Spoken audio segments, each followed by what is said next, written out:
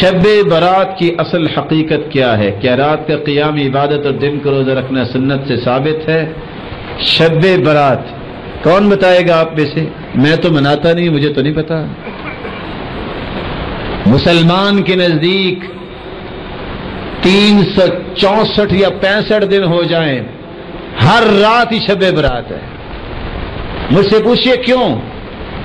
ينزل ربنا تبارك وتعالى كل ليلة إلى السماء الدنيا حين يبقى ثلث الليل الآخر۔ ہر رات اللہ رب العزت آسمان دنیا پہ تشریف لاتے ہیں جب رات کا تہائی حصہ باقی رہ جاتا ہے، کیسے؟ جیسے اس کی شان کو لائق۔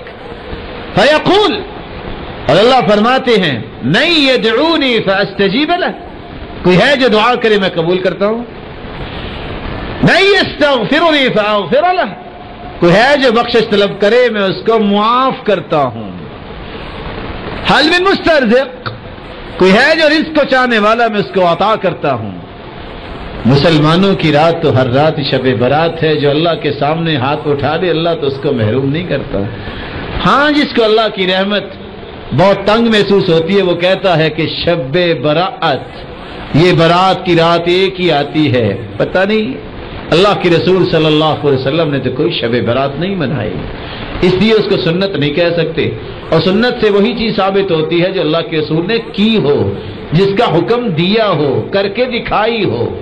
اس لیے اس طرح کی باتوں کا اہتمام کرنا ایک مسلمان کو نہیں، مسلمان کو سنت کا اہتمام کرنا چاہیے۔